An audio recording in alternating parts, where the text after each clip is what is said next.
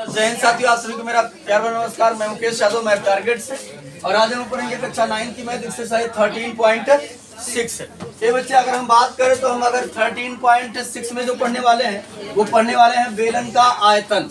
ठीक है, इसका आयतन, बेलन का आयतन हम लोग पढ़ने वाले हैं, और बेलन कैसे बनता है और क्या क्या होता है, ये सारी चीजें हमने एक्सरसाइज 13.1 में ही डिस्कस कर दिया था। ठीक, कौन सा शेप कैसे बनता है। तो बेलन का आयतन होता है बच्चे, बेलन का आयतन होता है पाई आर स्क्वायर एच। जहां यदि हम बात करें तो पाई कांस्टेंट है, इसका वैल्यू 22/7 या 3.14 होता है। आर जो है वो बेलन की त्रिज्या होगी, ठीक, रेडियस ऑफ सिलेंडर, और एच जो है वो बेलन की हाइट। ठीक, तो चलिए पहले क्वेश्चन को देख लेते हैं क्या कहा जा रहा है।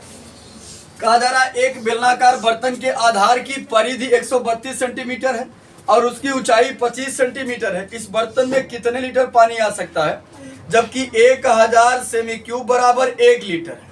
तो समझेगा, हमें साफ शब्दों में परिधि न त्रिज्या न देकर परिधि दे दिया गया है और ऊंचाई साफ शब्दों में दिया है। तो समझेगा ऊंचाई दे रहा है बच्चे हमको,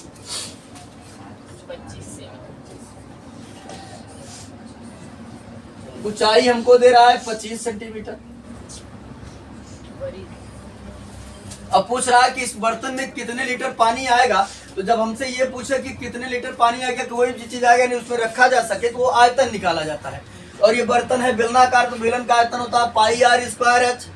एच तो हमारे पास है लेकिन रेडियस हमारे पास नहीं है, तो पहले हमको किसकी आवश्यकता है, रेडियस की। अगर बात करें हम, जो बेलन है उसका वृत्ताकार आधार की परिधि हमको दे रहा है, परिधि कितना दे रहा है,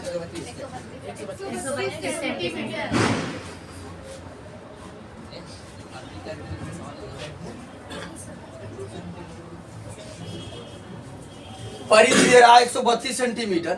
अगर हम बात करें बच्चे तो ये वृत्ताकार है, तो वृत्त की परिधि होती है 2 पाई आर। क्या होती है, 2 पाई आर। तो हमने लिख दिया यहाँ पर परिधि की जगह 2 पाई आर बराबर 132। तो कट रहा है तो काट दो, 2 से 2 से 2 1 के 2 इसे 2 छंग 12 और 2 छंग 12। ठीक, पाई की यदि हम बात करें तो पाई का मान होता है 22/7 इंटू रेडियस बराबर 66, और 22 1 के 22, 22 तिया, इसका इधर मल्टीप्लाई कर देंगे तो 7 3 21, और आर बराबर हो गया हमारा 21 सेंटीमीटर रेडियस है। जब हमारे पास रेडियस और हाइट है तो मैं बेलन का आयतन आसानी से निकाल सकता हूं। क्या लिखेंगे, बेलन का आयतन बराबर, बेलन का आयतन बराबर होगा हमारा पाई are square H.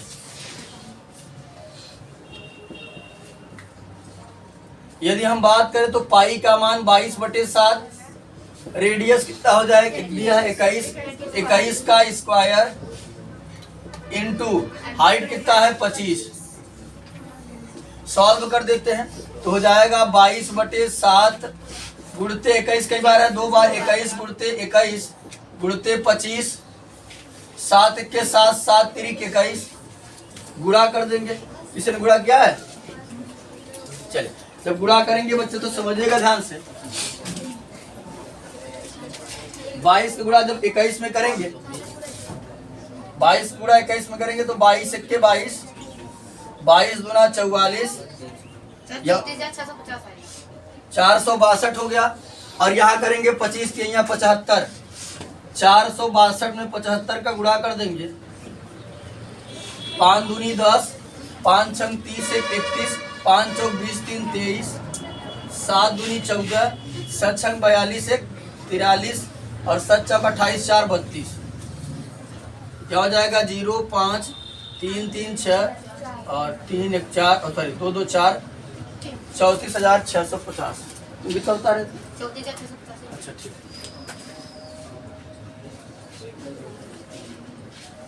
Centimetre cube.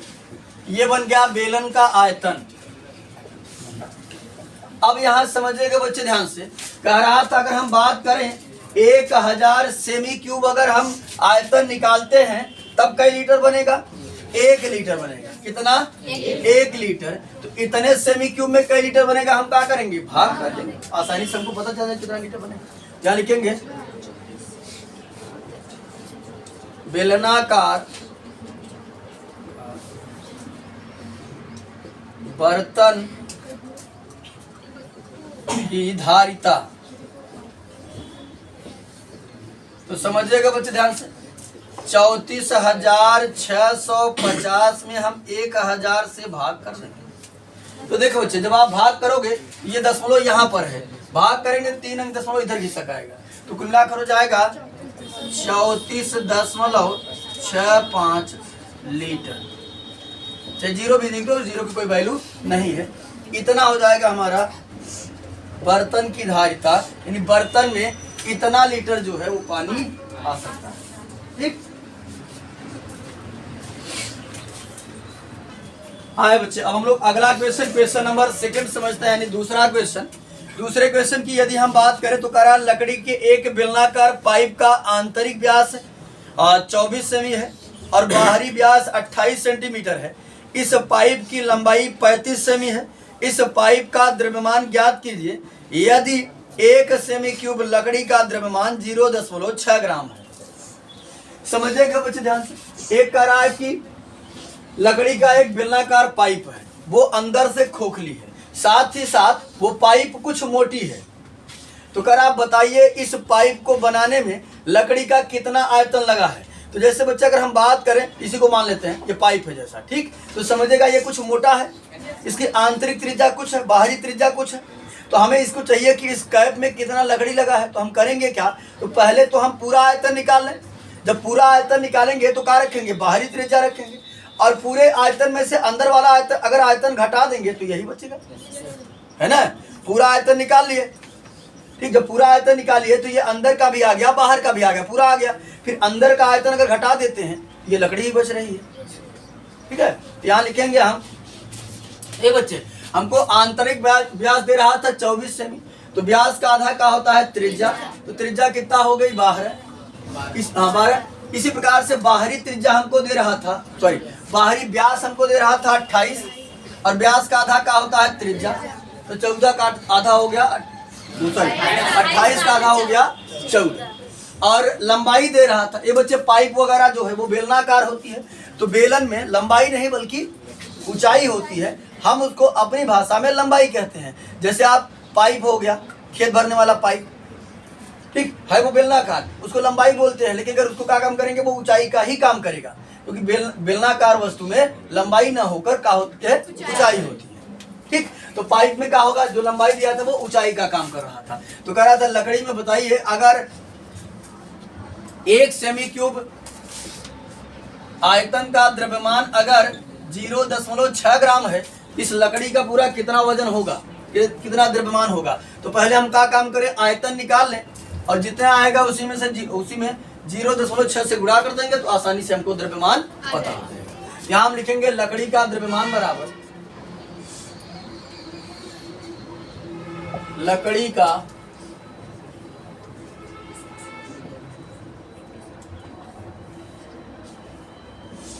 द्रव्यमान बराबर, सॉरी आयतन, लकड़ी का आयतन बराबर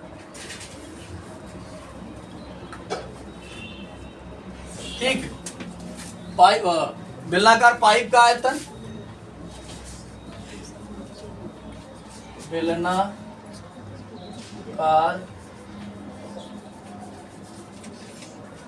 पाइप का आयतन माइनस आंतरिक आयतन, माइनस आंतरिक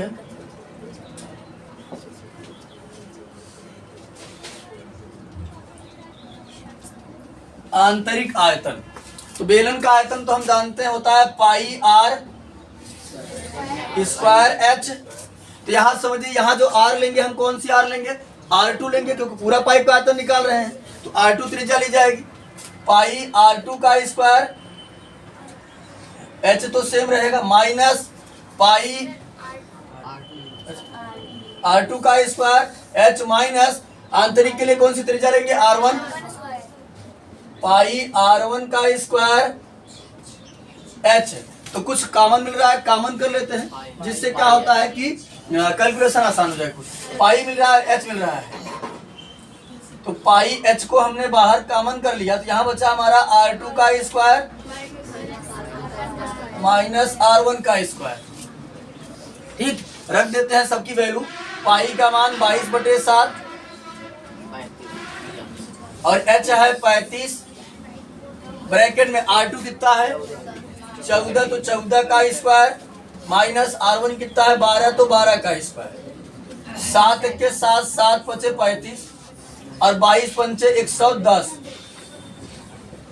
और यहाँ ब्रैकेट बनेगा बच्चे 14 14 में 196 माइनस 12 ब्रह्म में 144, तो जाएगा 110 गुणते घटा दीजिए, 6 में से 4 गया तो 2 और 9 में से 4 गया तो 5, 52। 110 गुणा 52 में कर देते हैं, तो हो जाएगा हमारा कुल मिलाकर 11 दूना 22, 11 पचे 55, 2 5 2 7 5 और 1 0 छोड़े थे, 5720 20 सेंटीमीटर क्यूब। ये बच्चे बना हमारा लकड़ी का आयतन, जितना उस पाइप में लकड़ी लगी है, लकड़ी का आयतन। अब अगर हम बात करें 1 सेमी क्यूब का द्रव्यमान कितना दे रहा था 0.6, और इतना सेमी क्यूब का कितना बनेगा, क्या करेंगे, गुणा कर देंगे। ठीक, आसानी से।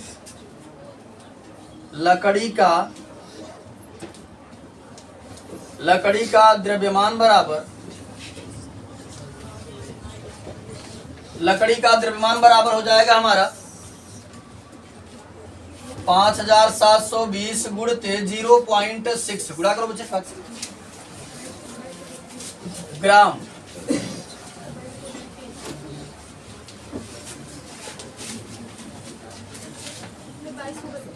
हाँ, 2232 ग्राम। ये बच्चे आएगा 2232.0, पूरा सही हो। हाँ, हमें लगता है गुणा गलत। 1 मिनट, 6 शून्य शून्य, 6 दूनी 12 का 2 और 6 सत्ते 42, 1 43 और 6 35 3 33, एक अंक के बाद 10 3332 है यार, 3332 आएगा बच्चे। 3332 और 10 लगाएंगे तो उस जीरो की वैल्यू खत्म हो जाएगी। 3332 ग्राम। अब देखो कभी कभी ग्राम में भी दे देगा, कभी कभी किलो। 34 और 32, 33 नहीं 34। अच्छा, 6 सत्ते 42। हाँ, हासिल यहाँ 4 था।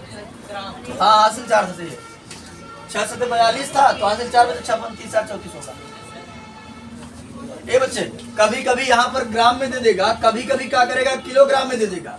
तो 1 किलोग्राम में कितना ग्राम, 1000 ग्राम। 1000 इसमें क्या करेंगे, भाग कर देंगे। यहाँ वैसे भी लिख लीजिएगा,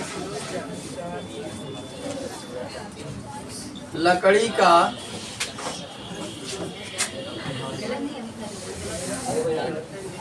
द्रव्यमान बराबर 3432 बटे 1000। जब भाग करेंगे बच्चे, दशमलव यहाँ है, घिसक करके दशमलव यहाँ आ जाएगा, हो जाएगा 3.432 किलोग्राम, यानी किग्रा। ठीक, ये हो जाएगा हमारा लकड़ी का द्रव्यमान पाइप को बनाने में। आटू कितना, अच्छा हाँ सेंटीमीटर, वो हमने भूल बस लिख दिया था। एक बच्चे यहाँ सेंटीमीटर रहेगा, वो हमने भूल बस लिख दिया था। यूनिट सेम रहनी चाहिए, इस बात का ध्यान दिया करिए हमेशा। यूनिट जो भी हो, अगर मीटर में है तो सारी की सारी यूनिट मीटर में होनी चाहिए, सेंटीमीटर में है तो सारी की सारी यूनिट सेंटीमीटर, यानी यूनिट सेम होना चाहिए। तो आज की क्लास में एक्सरसाइज 13.6 का क्वेश्चन नंबर 1 और 2 कंप्लीट कर लिया है। बाकी जो बचे हुए क्वेश्चन उसे नेक्स्ट क्लास में सॉल्व करने की कोशिश करेंगे। इस वीडियो में इतना ही, बाकी मिलते हैं नेक्स्ट वीडियो में, तब तक के लिए जय हिंद।